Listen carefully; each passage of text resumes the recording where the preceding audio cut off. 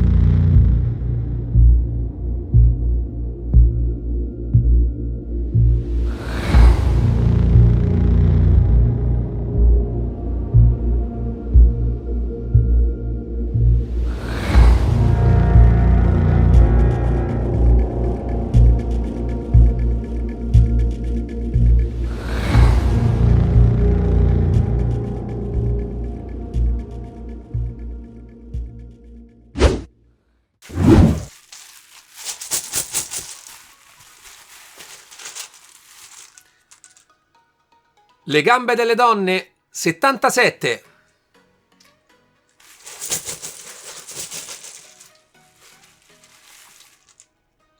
La paura, 90. Ambo. Ragazzi, scherzo. Sono tutti i tasti e le diverse personalizzazioni della serie McLaren di Asher. Ve ne faccio vedere qualcuno da vicino. La bibita. Le freccette, vediamo qua che c'è, vediamo, li ho presi tutti uguali stavolta, il più, ragazzi ce ne sono tantissimi tipi, potete scegliere quello che più volete per personalizzare il vostro volante, ma ve ne parlo con calma durante la recensione e questi li rimetto da parte.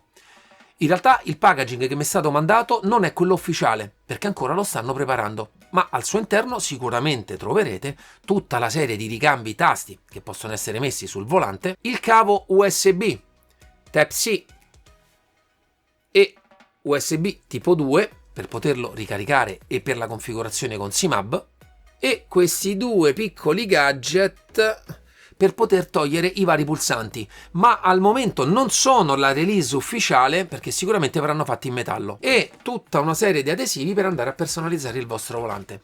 Ma vi dico la verità, in questo caso non li ho voluti utilizzare. Questo perché, ragazzi, è già bello così, è già bello così. Proprio per la tipologia di tasti che hanno deciso da utilizzare, io lo trovo stupendo così. Semplice, ma veramente, veramente ben fatto. Ragazzi, parliamo di un volante di 30 cm di diametro, un ottimo form factor e molto apprezzato da noi sim racer. Ma voglio entrare subito nello specifico e iniziarvi a parlare delle impugnature. Sono molto simili alle impugnature che ha sempre utilizzato Asher, con uno shore poco più di 70, cioè vedete una piccola parte che si può premere ma è piena.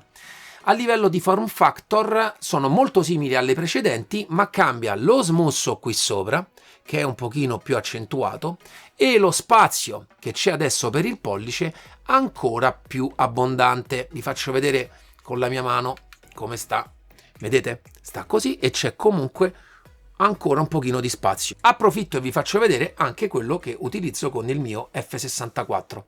In questo caso, come vedete, arriva preciso alla fine della plastica qui e c'è lo smusso qui sopra sul tasto che è un pochino più piccolo. Ve li faccio vedere anche da vicino. Questo è lo smusso e vedete, vediamo così, lo spazio del pollice rispetto all'F64 è un pochino aumentato, ma a livello di linea, di spessori sono davvero molto molto simili. Spero che così si capisca. Vediamo, ve lo faccio vedere così. Vedete? La forma è rimasta sempre quella. E io l'ho sempre davvero apprezzata. Ottima ergonomia che va un pochino a rimpicciolirsi nella parte sotto e offre sempre un fantastico grip. Faccio notare che in questo caso cambia un pochino il materiale. In questo caso è un pochino più smooth rispetto a questo che, come vedete, anche visivamente è un pochino più lucido. Credo che così si veda abbastanza. Però offre veramente, come sempre, un fantastico grip. Arriviamo poi alle fattezze estetiche. Front cover tutta in alluminio anotizzata nera, con la scritta McLaren e Asher in piccolino qui sopra. È una piastra da 5 mm di spessore e molto belle, guardate qui le rifiniture lungo tutto il perimetro del volante.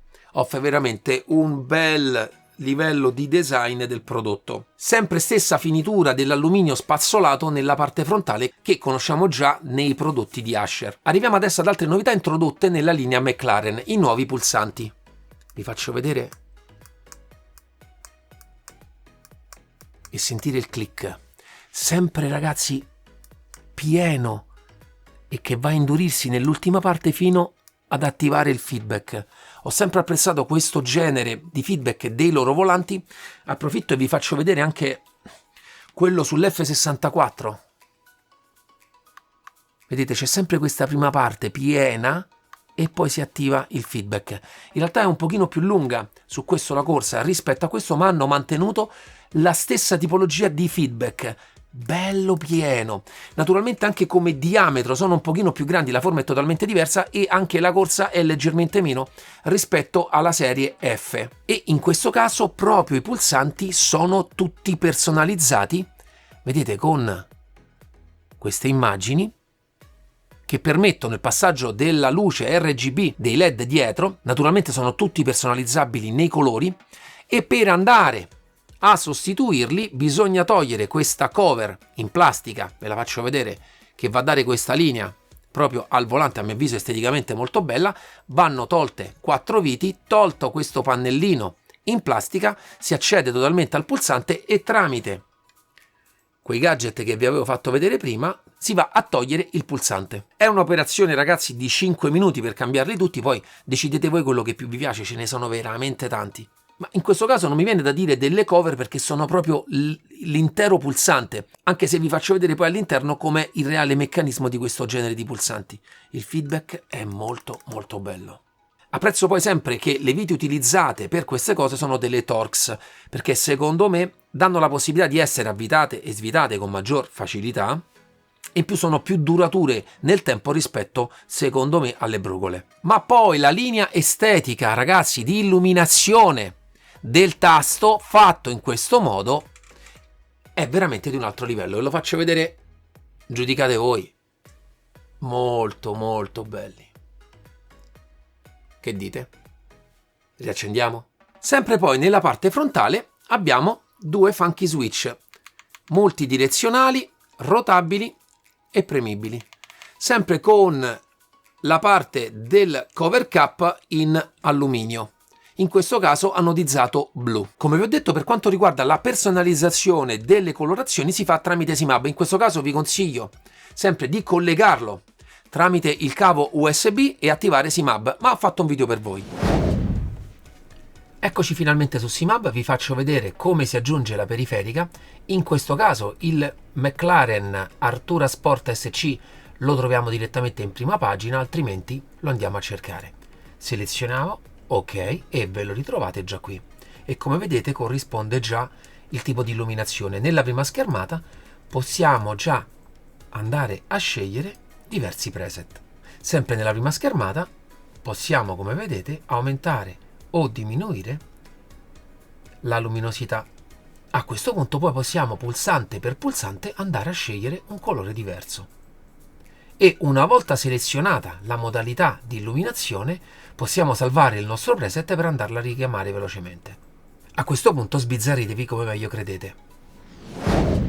Ragazzi, bentornati, scegliete quindi la colorazione che più si adatta alle vostre esigenze e createvi magari anche vari profili.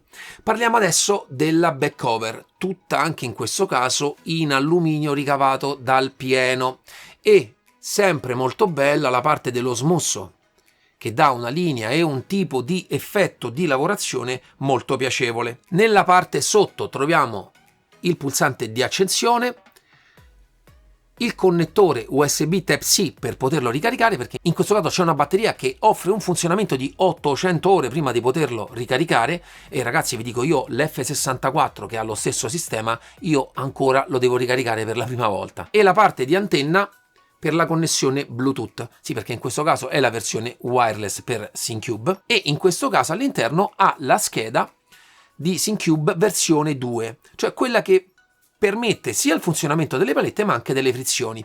In questo caso, come vedete, ci sono queste cover che vanno a chiudere il punto dove in futuro si potrebbero aggiungere le frizioni. In realtà queste cover non mi fanno particolarmente impazzire, ma offrono la possibilità sicuramente in futuro di poter aggiungere anche la parte delle frizioni. Questo perché proprio la scheda in realtà credo sia la stessa identica della versione Pro. E infatti, come potete vedere dalle immagini, c'è anche un switchino che dovrebbe essere da queste parti, che consente anche l'attivazione delle palette sia nella versione con singolo pad o quello con il doppio pad come la versione Pro. Nella parte in alto ci sono altri due switch che servono per spegnere i LED, a chi magari vuole utilizzare il volante senza l'ausilio dei LED, che serve proprio per poterli spegnere, magari a chi non piace utilizzarlo acceso. Ma poi nella parte dietro la cosa più importante, ragazzi, il cambio. Ragazzi, inamovibile, veramente granitico, come sempre tutti i prodotti che ho provato di Asher. In questo caso c'è una nuova implementazione nella parte del fulcro del perno di rotazione. Come vedete, in questa parte è aperta e questo consente un accoppiamento della parte del perno con il corpo effettivo del cambio di un altro livello, soprattutto se si guarda la longevità, e poi soprattutto perché quando si lavora il CNC vengono dati sempre dei piccoli micron di differenza per poter accoppiare queste cose nella maniera più precisa possibile, ma sempre a secondo dei macchinari che si utilizzano può esserci più o meno gioco. In questo caso proprio questo sistema aperto e che va a chiudersi con due grani che stanno qui sopra e vanno a stringere tutto il blocco del cambio, in realtà rende totalmente esente da giochi presenti ma soprattutto futuri tutto il sistema. In realtà a livello di feedback non si nota la differenza anche con i modelli precedenti, ma per una longevità del prodotto a mio avviso è un ulteriore step. Per quanto riguarda il feedback, sempre magnetico. Il livello di durezza è simile al modello precedente, in questo caso sono insonorizzati. C'è un piccolo pad in gomma nella parte sotto ma anche nella parte sopra. Infatti è insonorizzato sia nell'andata che nel ritorno. Come sempre poi non ci sono particolari regolazioni per spostarlo più avanti e più indietro, ma ragazzi, io ho trovato sempre l'ergonomia fantastica. In questo caso, visto che ce l'ho, vi faccio vedere anche la differenza con il modello dell'F64.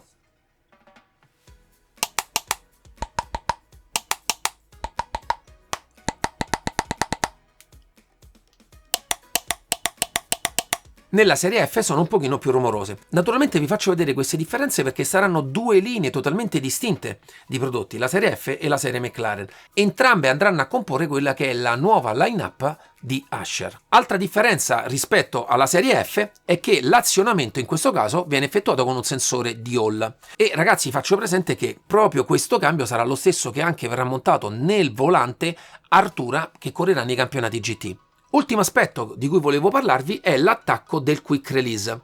In questo caso nella parte dietro ci sono 6 fori disposti a un diametro di 70 mm. In questo caso ce ne sono 3 filettati e 3 non filettati. Questo per poter montare qualsiasi genere di quick release. In questo caso c'è quello SYNCUBE 2 che va montato dall'esterno verso l'interno e quindi utilizzerete le 3 viti filettate che andranno verso il volante. Nel caso in cui ci sono quick release, come per esempio quello Fanatec, cioè quello Mozza, in cui non ha la possibilità dalla parte esterna di poter essere montato, ma va montato dall'interno del volante verso l'esterno, dovrete smontare queste 4 viti frontali e quelle dietro, poter accedere al pannello dietro e andare da dentro ad avvitare la parte del quick release. Faccio poi una piccola precisazione per quanto riguarda i LED. Nella versione SYNCUBE wireless sono statici nei colori. In realtà nella versione che uscirà USB sarà possibile associarli a un'azione di telemetria e in quel caso lampeggeranno e ci verranno fatti dei giochi di luce in funzione dell'attività di telemetria che avete scelto. Ma ragazzi, penso di avervi raccontato tutto di questo volante, ve lo faccio vedere in azione.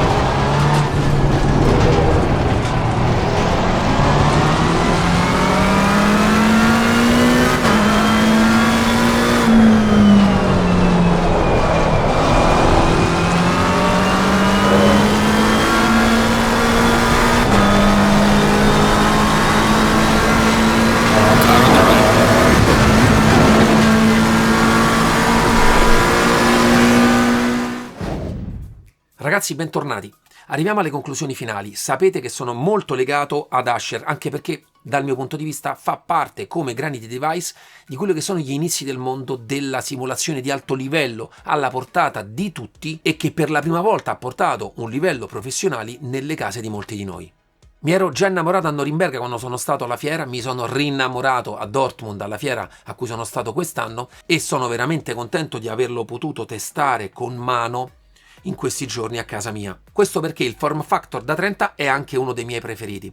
Ero curioso di provare nel lungo periodo anche il nuovo cambio e ho trovato veramente ottimo. Mi è piaciuto anche il rumore che fanno rispetto al mio F64, ma ritrovo tutte le caratteristiche ergonomiche che mi avevano già fatto innamorare di tutta la serie F. Molto apprezzabili nel buio i pulsanti con questa nuova retroilluminazione, personalmente molto piacevole. Io spero che da tutti i video che ho fatto si sia percepito e naturalmente mi piace anche che siano riusciti in un pulsante totalmente diverso, con un'elettronica totalmente diversa rispetto a prima, a mantenere quel genere di feeling che già adoravo negli altri modelli. Ho apprezzato a livello ergonomico anche l'aumento di spazio qui nel pollice.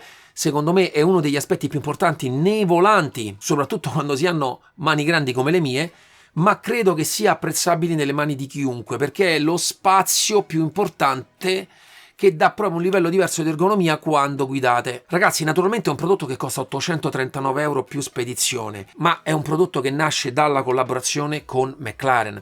In questo momento sono presenti il modello Sport e in realtà spero di avere anche in recensione il modello Pro e l'anno prossimo in realtà uscirà il modello esattamente utilizzato nella vettura Artura e in più il modello Ultimate con lo schermo. Tutta una nuova line-up che va a arricchire lo shop di Asher.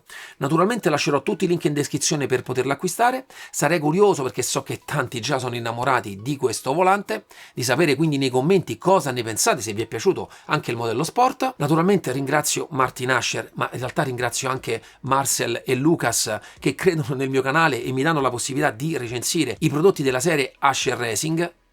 E vi ricordo sempre che è un brand che collabora con KW, un'azienda che lavora nel mondo reale, motivo per cui la loro line-up da sempre è molto improntata in un prodotto che supera secondo me quelle che sono le barriere del sim racing e che può essere tranquillamente utilizzato nel mondo reale. E proprio nella serie McLaren vedo il coronamento di quello che è un pensiero che ho sempre avuto su questo brand. E poi ragazzi, spero che già vi siate iscritti al canale. Io vedo le statistiche, io dico come sia possibile meno del 40% delle persone che guarda i video è iscritta al canale. Ragazzi, è il miglior modo per supportarmi, è il miglior modo per aiutarmi a recensire e farvi conoscere più prodotti possibili. Naturalmente comunque vi ringrazio sempre per seguirmi, naturalmente il canale non esisterebbe senza di voi e ci vediamo alla prossima review. Ciao!